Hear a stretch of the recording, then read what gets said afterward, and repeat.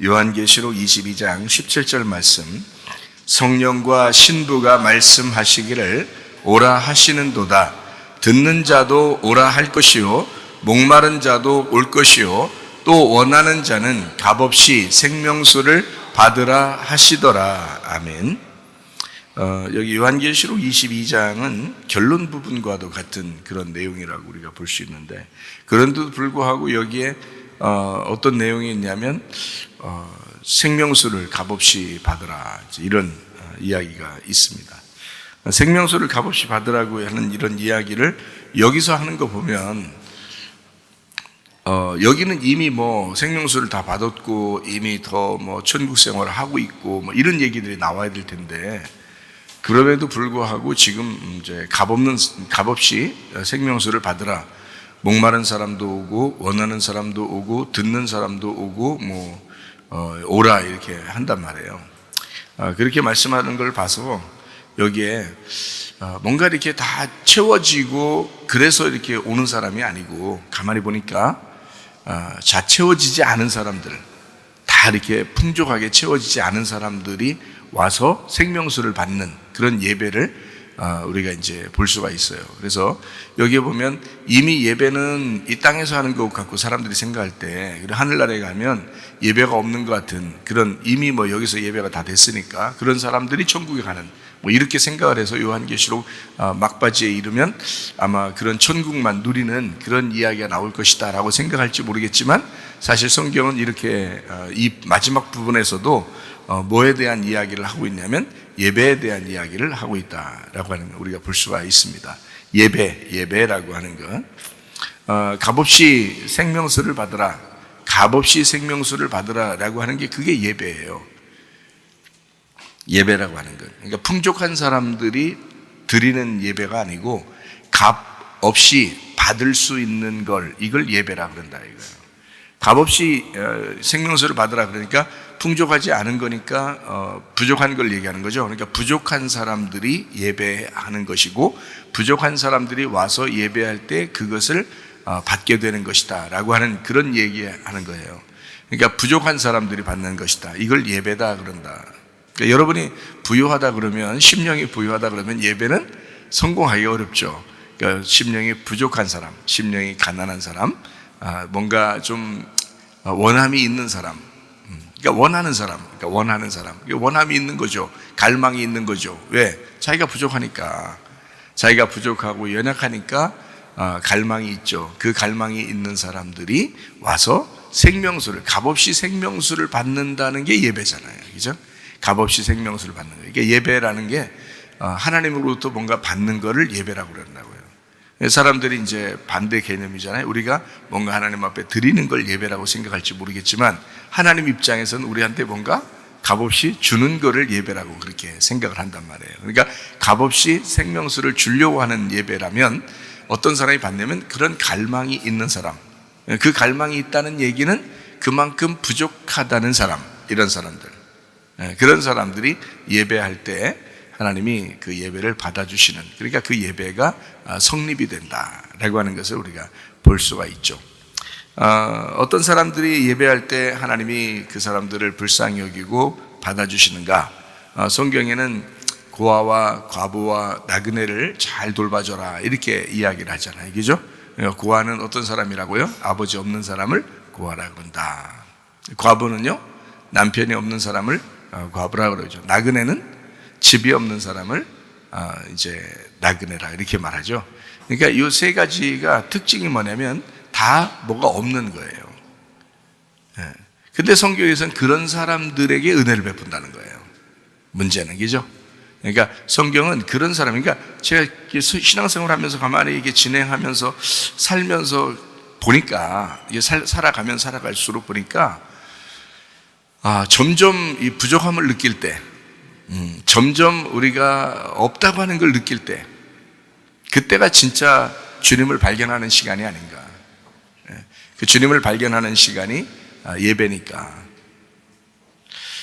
점점 나 자신을 잃어갈 때, 내가 없다고 여겨질 때, 나는 힘이 없구나, 내가 뭔가 할 수 있다고 생각할 때가 가장 위험한 때구나 라고 하는 것을 발견할 때, 그때가 바로 예배의 시간이다 하는 것을 우리가 발견하게 됩니다. 왜냐하면 우리는 주님이 없이는 살아갈 수 없는 사람들이에요. 여러분, 어떤 사람 요즘에는 결혼도 막 안 하려고 그러고 막 이런 사람이 있죠. 왜 안 하려고 그래요?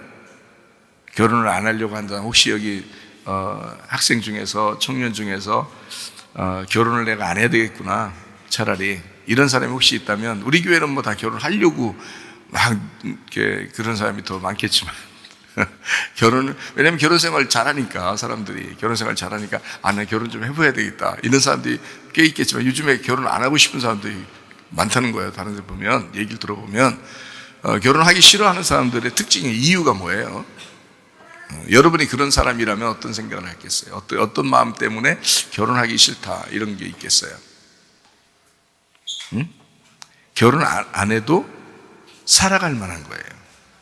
결혼 안 해도 혼자라도 살아갈 만한 거예요. 근데 자기가 부족하면은, 자기가 반쪽이라고 생각하면, 하나가 되기 위해서, 반쪽이라면 하나가 되기 위해서 내가 결혼을 해야 이게 반쪽이 채워지지라는 그런 생각을 하게 되겠죠. 그러니까 자기의 부족함이라고요.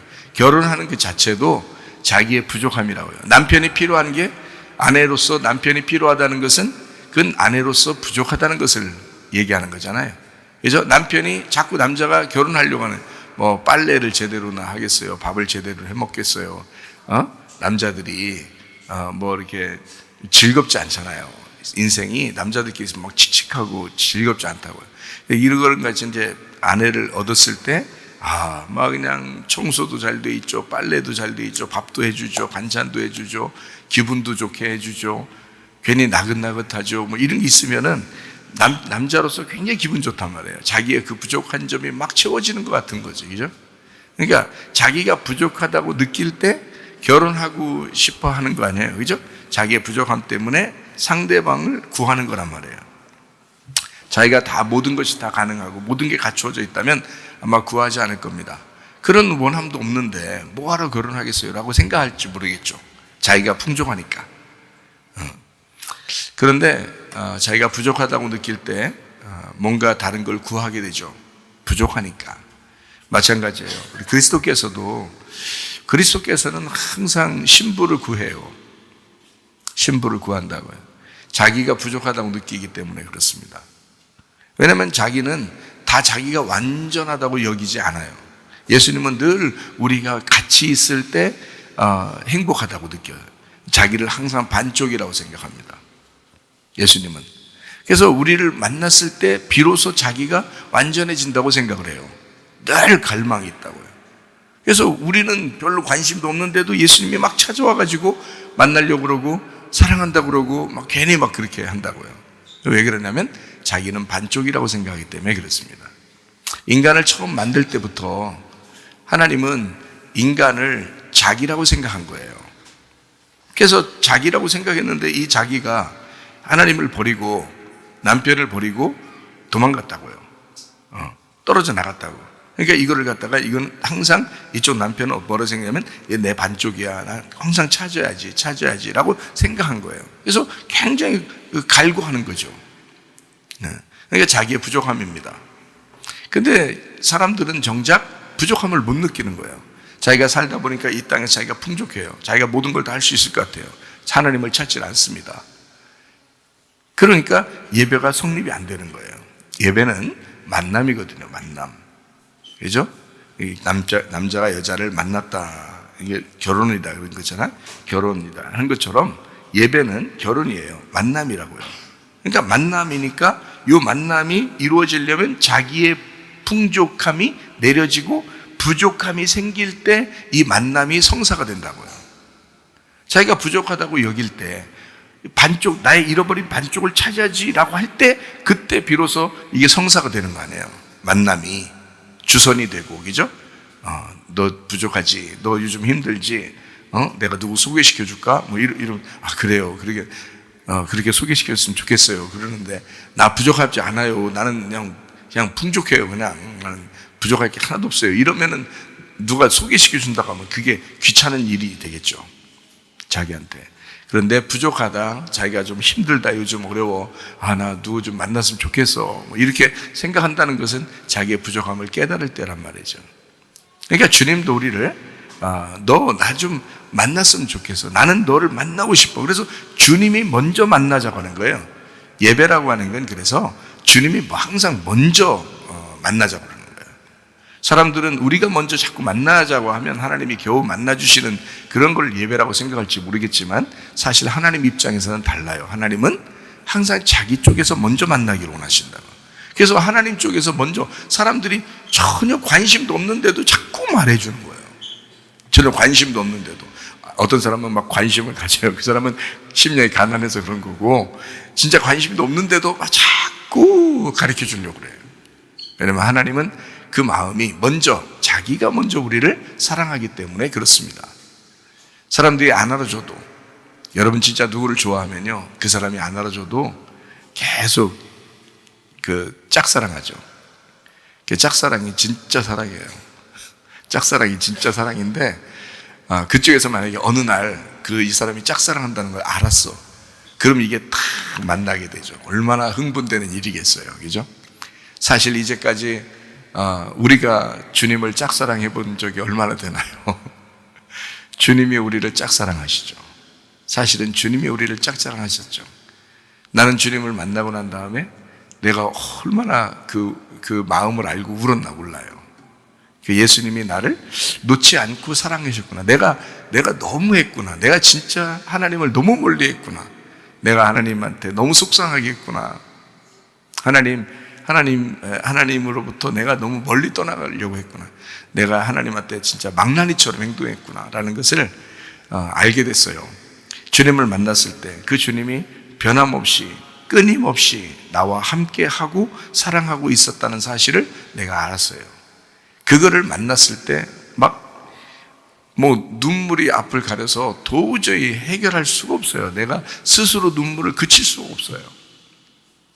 그 사랑이 너무 감사해서, 그 사랑이. 그 주님을 만나고 보니까 주님이 항상 나를 떠난 적이 없었구나 라는 것을 알게 됐다고. 그러니까 사실 어떻게 보면 어떤 사람이 망나니처럼 행동하고, 어떤 사람이 개망나니처럼 행동하고, 어떤 사람은 개망나니처럼 행동해도 하나님은 떠나지 않고 계속 그 사람하고 함께 있는 거예요. 그러니까 사람들을 무시할 필요 없어요. 왜냐하면 그 사람도 어느 날 주님 만날 수가 있어요. 그 사람도 고개를 돌리면 주님이 같이 계시거든요. 거기에 계속 같이 있는 거예요. 근데 못 느끼는 거예요. 주님이 막 같이 있는 것 같지 않고, 그러니까 내 마음대로 생활하려고 하고 그렇게 했겠죠. 그죠? 근데 주님이 같이 있으니까 네 마음대로 생활해라 해도 그렇게 하고 싶지가 않아. 그렇게 잘 안 되는 거예요. 네 마음대로 해라 해도 그렇게 잘 안 돼. 그 자유를 주님을 위해서 쓰고 싶고, 나를 사랑하시고 변함없이 떠나가지 않으시고 항상 같이 있는 그 주님과 함께 시간을 보내고 싶은 거예요. 그래서 교회에 늘 같이 있고 싶고, 또 학교에도 늘 같이 있고 싶고, 이렇게 학생들하고 청년들하고도 늘 같이 있고 싶고, 그렇게 주님이 사랑하시니까, 주님이 여러분을 사랑하시니까 그 양들과 함께 이렇게 같이 시간을 보내는 그것이 가장 나에게 행복이다. 그 주님의 행복이 나의 행복인 것을 깨닫게 된 거죠. 그러니까 신랑이 행복하면 신부가 같이 행복한 거예요. 신랑이 행복하면 신부가 같이 행복한 거예요. 이걸 뭐라 그러냐? 예배라 그러는 거예요. 그러니까 예배는 꼭 여기 와서 무릎 꿇고 앉아 있었으면만이 예배가 아니고, 내 생활 가운데 주님이 늘 떠나지 않는 게 그게 예배라고요. 주님을 늘 생각하는 거, 그게 예배라고요. 그러니까 주님을 만나고 나니까 그걸 깨달은 거예요. 그래서 제가 주님을 어떻게 생각한다고요? 사랑의 하나님, 긍휼의 하나님, 자비의 하나님, 나를 용납하시고 용서하시는 하나님, 그럼에도 불구하고 용납하시는 그런 하나님이었다라고 하는 것을 발견하게 된 것입니다. 제가 어떤 상태에 있을 때 만났다고요? 제가 풍족하고 내가 그래도 내 할 일이 할 수 있고 내 힘이 있고 이럴 때 주님 만난 게 아니라, 내가 정말 비참할 때, 내가 정말 비참하다고 느껴질 때, 내가 아무것도 아니라고 하는 것을 느껴질 때, 주님 아니면 나는 정말 한치의 소망이 없구나라고 하는 것을 깨달을 때, 그때 주님을 만나게 되었다. 그러니까 한마디로 말하면 그런 사람들만 우리 주님께서 구원하시더라는 거예요. 성경을 가만히 이렇게 보니까요. 그런 사람들만. 그래서 죽은 자가 살아나는 겁니다. 주님은 죽은 자가 돼야 살리는 거예요. 병든 자가 고침을 받는 거예요. 고아가 아버지를 만나는 거고, 과부가 남편을 만나는 거고, 나그네가 집을 찾게 되는 겁니다. 나그네가 안 돼봤으면 집을 못 찾을 이유가 없죠. 자기가 원래 집이 있는데 무슨 집이 또 집이 필요하겠어요. 여러분이 살고 있는 이 집이 진짜 우리 집이라고 늘 느끼고 있는데 어떻게 다른 집이 필요하겠냐고요. 이 집은 내 집이 아니구나라고 할 때 진짜 집을 찾겠죠. 내 남편이 진짜 내 남편이 아니구나라는 걸 알 때 그때 진짜 남편을 찾을 거 아니겠습니까? 내 아버지가 내 아버지가 아니구나라는 걸 알았을 때, 그 비참하게 느껴질 때, 이 세상에 있는 누구라도 아버지도 남편도 집도 나에게 만족을 주지 못할 때, 그거를 깨달을 때 비로소 진짜 남편을, 진짜 아버지를, 진짜 집을 찾고 싶을 거 아니에요. 그렇지 않겠어요? 성경은 우리에게 그렇게 그런 부족한 자들이 와서 값없이 그 생명수를 받으라 라고 하는 거죠.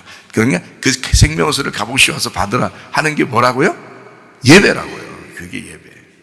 와서 값없이 생명수를 받으면 예배가 되는 거예요. 값없이 받으라는 거예요. 값없이. 그러면 값없이 왜 값없이 받으래요? 왜 값없이 받으라 그래요? 줄 값이 없으니까 그런 거야. 줄 값이 없으니까. 나그네죠. 집 없죠.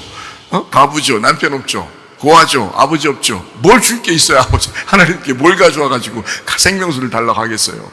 생각해봐요. 줄 게 없는 거야. 아무것도 자기가 줄 게 없는 그 사람들만 구원받는다. 그런 사람들만 예배가 성립된다는 거야. 하나님이 그런 사람들에게만 값없이 생명수를 주겠다는 거예요. 우리 교회에서 진짜 구원받을 사람들은 심령이 가난한 사람들이 돼야 돼. 그래야 구원받아요. 겸손한 사람들만 구원을 받습니다. 그래서 저도 진짜 겸손해야지. 왜냐하면 겸손해야지 그 주님과 함께 동행하는 거죠. 겸손하지 않으면 자기 혼자 사는 것 같이 느껴지거든요. 그럼 안 돼. 늘 겸손하니까 막 교만하라고 막 누가 좀 목사님 뭐 어떻게 이런 것 같, 좀 대단한 것 같아. 그렇게 해도 그런 느낌이 별로 안 들어. 뭐가 막 일이 잘 풀려도 뭔가 막 흥분되지가 않아. 막 아파도 뭐 죽을 것 같지도 않고요. 왜냐면 주님이 또 살려주실 것 같고. 그러니까 하나님이 나의 부족한 때, 그때 주님이 나와 함께 하실 것이다. 내가 아플 때, 우리가 가난할 때, 내가 아무것도 없을 때, 내가 고아라고 느낄 때, 과부라고 느낄 때, 나그네라고 느낄 때, 내가 못 배웠을 때, 그때 우리 주님이 나와 함께 하신다. 주님은 진짜 그때 예배라고 생각하신다. 그때가 진짜 예배하는 시간이다. 고린도전서 1장 19절 기록된 바 내가 지혜 있는 자들의 지혜를 멸하고 총명한 자들의 총명을 폐하리라 하였으니 했습니다. 기록된 바, 이거 말씀에 있다는 얘기죠, 그죠? 말씀에 있다는 얘기고, 지혜 있는 자들의 지혜를 멸한다 그랬어요. 총명한 자들의 총명을 폐한다. 이게 기록이 되어 있다는 거예요. 이게 하나님 말씀이라는 거예요. 그리고 이사야 29장 14절에 나오는 말씀이네요. 그러므로 내가 이 백성 중에 기이한 일, 곧 기이하고 가장 기이한 일을 다시 행하리니 그들 중에서 지혜자의 지혜가 없어지고 명철자의 총명이 가려지리라. 주님 오면 이 세상의 지혜는 지혜가 아니요, 이 세상의 명철도 명철이 아니다. 주님이 우리의 지혜가 되시니까, 그 주님을 이해하는 게 총명이니까. 그래서 주님이 지혜가 되시고 그 지혜를 이해하는 것을, 그 예수님이라는 지혜를 이해하면 총명, 그게 명철이라 그러는 거예요. 잠언서에 보면 지혜라는 말이 나오잖아요. 그 지혜가 예수님이거든요. 말씀이신 주님. 말씀이신 그 주님을 총명, 그래서 우리 보고 잠언서에 뭐라고 주장하냐면 지혜가 있어야 되고 총명이 있어야 된다, 이렇게 말하거든요. 그 지혜와 총명이라는 게 뭐냐면 예수님이라는 말씀, 그 말씀을 너가 이해해야 된다, 이렇게 지혜와 총명을 소개하거든요. 자, 고린도전서 1장에 26절부터 29절을 한번 볼까요? 형제들아 너희를 부르심을 보라. 육체를 따라 지혜로운 자가 많지 아니하며 능한 자가 많지 아니하며 눈볼 좋은 자가 많지 아니하도다. 그러나 하나님께서 세상에 미련한 것들을 택하사 지혜 있는 자들을 부끄럽게 하려 하시고 세상에 약한 것들을 택하사 강한 것들을 부끄럽게 하시며 하나님께서 세상에 천한 것들과 멸시받는 것들과 없는 것들을 택하사 있는 것들을 패하려 하시나니 이는 아무 육체도 하나님 앞에서 자랑하지 못하게 하려 함이라. 하나님만 우리의 지혜가 되시기 때문입니다. 그러니까 예수 그리스도가 이 땅에 오시면 이 세상에 있는 것들이 자기들을 자랑할 수 있는 게 하나도 없다는 거예요. 예수님 오시면 여러분 마음 안에 예수님이 정말 자리하고 있고 예수님이 정말 여러분 마음 가운데 있다면 여러분 자랑할 게 뭐 있겠어요? 진짜 여러분이 자랑할 게 뭐 있겠어요? 여러분 안에 진짜 예수님 계시다면 예수님이 안 계실 때 불쑥불쑥 자기를 자꾸 나타내고 싶고 자기를 자랑하고 싶고 그렇겠죠. 근데 예수님이 우리 속에 정말 자리하고 있다면, 그죠? 그러면 우리가 어떻기 때문에 예수님이 우리 속에 자리하고 있게 된 거예요?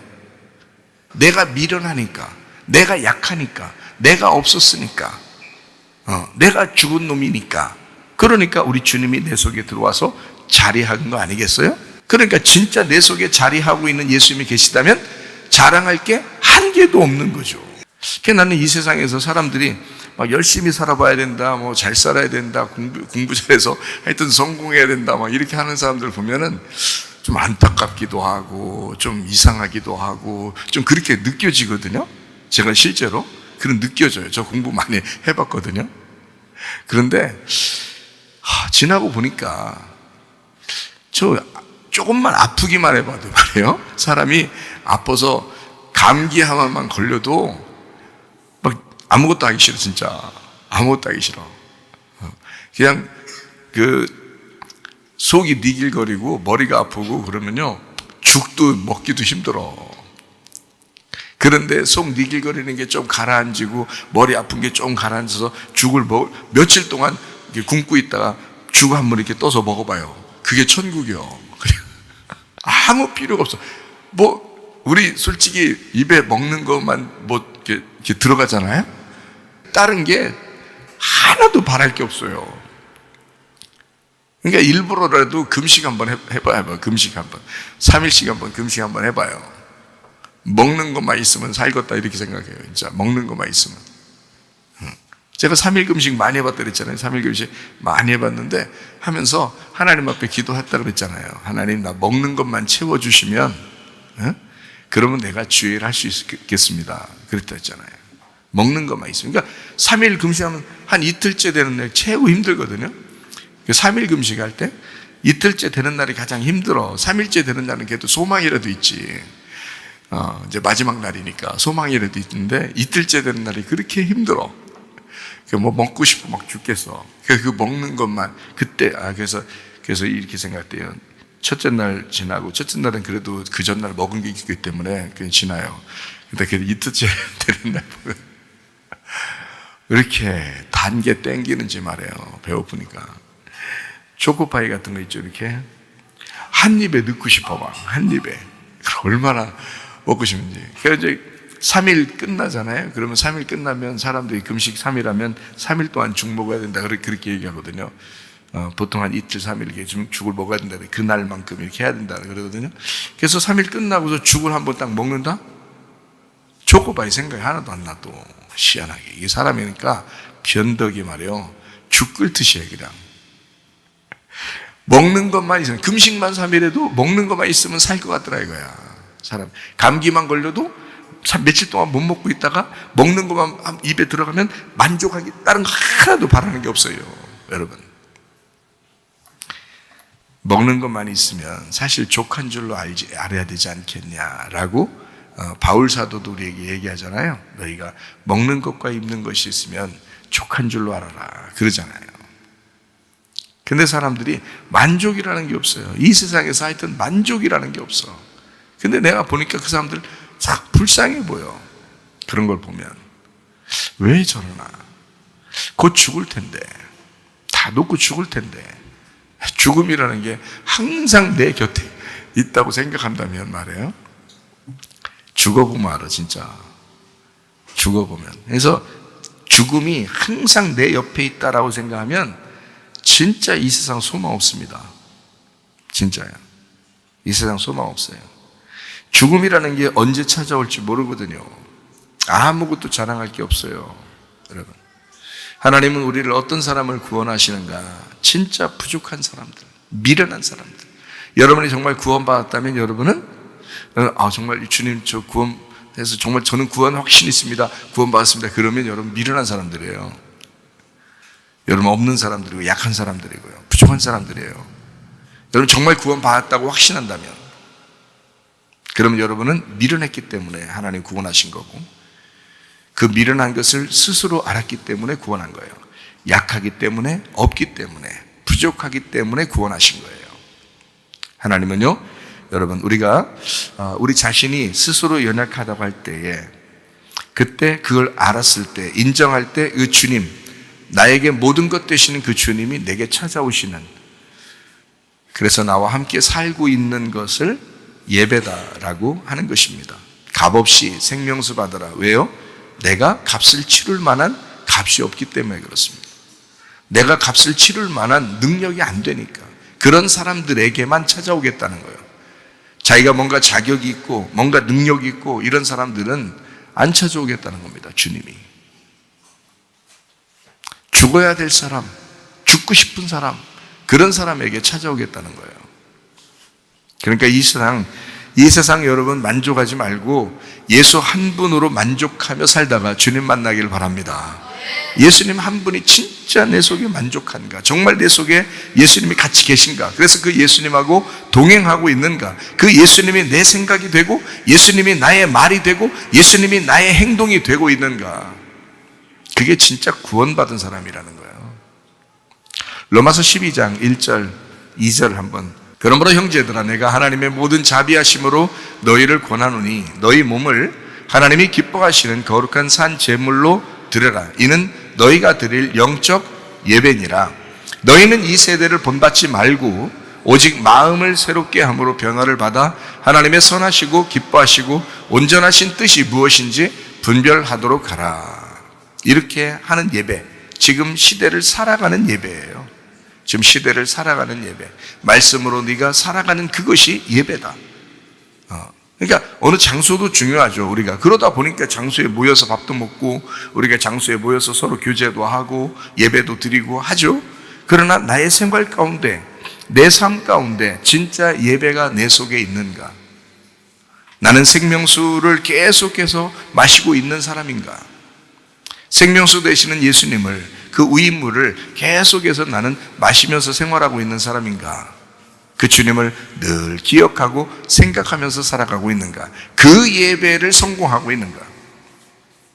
모여서 있는 예배는 성공할지 모르겠지만 사실 각자 드리는 예배, 각자 생명수를 마시는 예배는 실패하는 사람들이 꽤 있다는 거죠.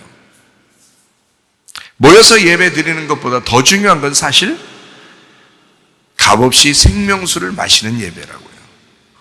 학교에 있을 때, 직장에 있을 때, 가정에 있을 때, 길을 걸어갈 때 우리는 값없이 생명수를 마시고 있는가?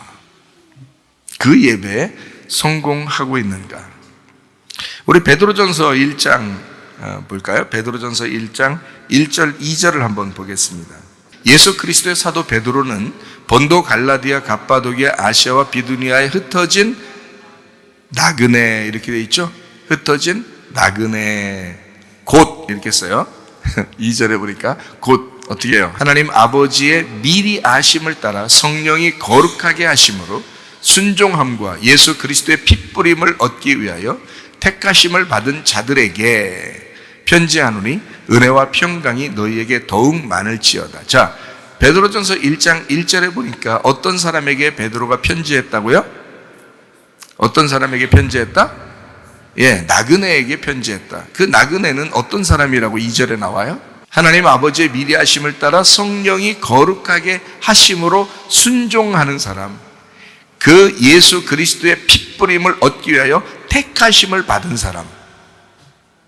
여러분, 어떤 사람에게 베드로가 편지했냐면 나그네에게 편지했어요. 근데 그 나그네는 어떤 사람이냐 봤더니 성령이 거룩하게 하심으로 순종하는 사람이고요. 그죠? 예수 그리스도의 핏부림을 얻기 위하여 택하심을 받은 사람이라는 거예요. 그게 나그네라는 거예요. 그러면 이 땅에 나그네로 이렇게 살다 간 사람이 하나 있었죠? 누구예요? 나그네로 살다 간 사람이 아브라함이죠. 아브라함은 자기 스스로가 나그네라고 그랬어요. 나는 나그네다 그랬어요. 그 나그네로 사는 사람은 가장 행복할 때가 언제일까요? 집이 생길 때가 가장 행복하겠죠. 나그네는 집이 없는 사람이니까. 그죠? 집이 생길 때 가장 행복하겠죠. 그래서 아브라함이 어느 때 가장 행복했을까? 사는 모든 인생 가운데서 가장 행복했을 때가 언제일까? 그 천막, 좀 좋은 천막 얻었을 때? 좀 잘 찢어지던 천막에서 좀 덜 찢어지는 천막으로 이렇게 갈아탔을 때? 언제가 가장 행복했을까요? 그 찢어지지도 않는 장막에 들어갈 때. 언제예요? 막벨라 굴에 들어갈 때예요. 아브라함이 가장 이 땅에서 행복한 순간이 자기가 죽을 때, 그 막벨라 굴에 들어갈 때. 자녀들에게 뭐라고 얘기하냐면 내 아내가 사라가 먼저 들어간 그 천국의 문에 막벨라 굴이라고 하는 그 무덤에 나도 거기에 묻어달라. 거기에 얼마나 들어가고 싶었을까? 그 진짜 집에 막벨라 굴이라고 하는 그 무덤이 아브라함으로서는 가장 즐거운 장소예요. 왜? 나그네였잖아요. 그동안 평생의 나그네로 살았어요. 그죠? 그리고 자기가 이제 진짜 집으로 들어가는 시간이 됐단 말이에요. 얼마나 행복했을까? 자기 아내에게 돌아가는, 자기 아내가 먼저 갔잖아요. 자기 아내에게 돌아가는 그 시간, 그 진짜 집으로 가는 시간, 그 본향을 향하여 가는 시간, 하늘의 문을 열고 하늘에 들어가는 그 시간, 무덤으로 들어가 하늘로 통과하는 그 문, 그 장소에서 아브라함이 얼마나 행복했을까? 그게 나그네 인생이라는 거예요. 아브라함의 그 나그네 인생. 아브라함은 하나님이 부르실 때부터 죽을 때까지 나그네 인생을 살았다. 그가 고백했어요. 그러면 그 나그네 인생이 어떤 인생이라고요? 보니까 성령이 거룩하게 하심으로 순종하는 시간들이다. 예수 그리스도의 핏부림을 얻기 위하여 택하심을 받은 사람이다. 이거를 나그네라 그런다.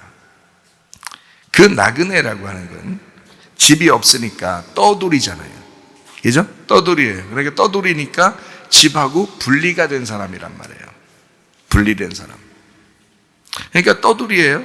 분리가 됐어요. 다른 사람들은 다 집이 있어요. 이 사람만 집이 없는 거예요. 근데 하나님은 이 땅에서는 나의 집을 구하지 말라는 거예요. 우리의 집을 구하지 말라는 거예요. 나그네로 살으라는 거예요. 우리 보고. 그리고 베드로도 나그네 애들에게 편지하겠다는 거예요. 그 나그네가 진짜 거룩한 사람이니까 나그네에게 편지하겠다. 나그네는 거룩한 사람이니까. 왜 거룩하냐면 이 땅을 집을 삼지 않고 분리가 된 삶을 살았다. 이 땅에서 떠돌이로 살기 때문이다. 어느 순간이 가장 진짜 집을 발견하는 순간이라고요? 죽을 때, 무덤에 들어갈 때. 다시 말하면 지금 우리가 나그네로 분리된 거룩한 인생을 살다가 가정에서, 직장에서, 학교에서 계속 살아가다가 예배 드리러 나올 때, 이 무덤에 나올 때, 그때 우리는 진짜 본향을 찾는 것 같은 이 시간이 값없이 생명수를 받는 아주 중요한 기쁘고 행복한 시간이라고요. 우리에게 이 땅에 사는 동안에 가장 행복한 순간이 언젠가? 나그네 인생들이 가장 행복한 순간이 언젠가? 자기 집을 찾는 순간, 자기 집에 진짜 집을 들어가는 시간이죠. 우리로 말하면 막벨라 굴에 들어오는 시간, 헤브론에 있는 하나님과 교제하는 그 시간. 그래서 천국의 문에 들어가는, 예배하는, 값없이 생명수의 물을 받는 시간, 그 시간만큼 행복한 순간이 이 세상에서 어디에 있을까? 그게 에덴의 동산을 회복하는 것이요, 그게 창조의 질서를 회복하는 것이요, 우리가 하나님을 만나는 시간이라 그 말입니다. 그거를 이 땅에서의 예배라고 그런다고요. 이 땅에 이런 예배를 드리지 못하고 간 사람은 얼마나 불행할까? 집을 찾지 못하고, 진짜 집을 발견하지 못하고, 집에 가보지도 못하고, 집을 소망해 보지도 못하고 살다 가는 그 불행한 인생들, 그 사람들에게 우리 주님께서는 내가 너희의 집이 될 테니 나를 찾아라. 그 주님을 찾는 사람들을, 그 나그네들에게 베드로는 편지하는 것입니다. 너희는 나그네다. 거룩한 하나님의 백성이다. 너희는 이 땅에서 분리된 사람이다. 너희는 이 땅에서 거룩한, 정결한, 깨끗한 사람들이다. 하나님의 말씀 안에서 이렇게 예배하는 자들, 값없이 받는 생명수의 예배, 여러분과 제가 이렇게 예배 드리다가 주님 만나시기를 바랍니다. 기도하겠습니다. 한 목소리로 기도할 때, 우리 하나님 아버지, 우리는 여전히 나그네요. 내가 못 배웠고 미련하고 부족하고 가난하고 고아이며 과부이며 그렇게 연약하고 없기 때문에 우리 주님께서 그래도 불쌍히 여기셔서 우리를 부르시고, 값없이, 네가 값을 치를 수 없기 때문에 값없이 생명수를 받으라고 우리 주님 우리에게 부탁하는 그 주님, 우리가 값없이 생명수를 받아 그 생명수의 물로 예배하다가 주님 만나게 하옵소서. 기도합니다. 우리 하나님 아버지여, 사랑과 은혜를 감사를 드립니다. 진실로 이 땅에 살면서 하나님, 우리는 나그네 인생이요, 하나님 주님 없이는 살아갈 수가 없는, 주여 부족하고 연약하고 능력 없는 사람들이요, 하나님 아버지요, 우리가 아플 때, 우리가 부족할 때, 우리가 미련할 때, 우리가 나그네일 때, 우리가 과부일 때, 우리가 고아일 때 여전히 그 곁에 계시며 함께 하시는, 동행하시는 우리 주님과 함께 하나님 아버지 예배하다가 주님 만나게 도와 주시옵소서.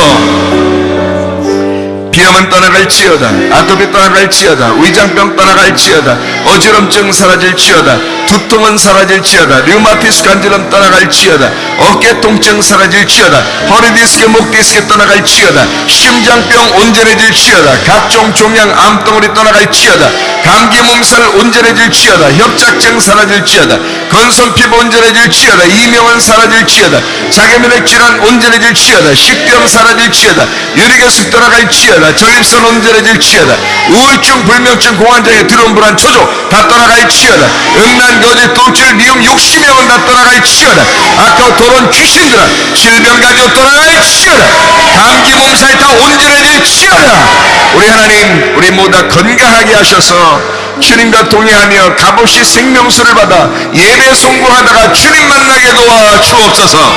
예수 그리스도 존귀하신 이름 받들어 기도 올리옵나이다.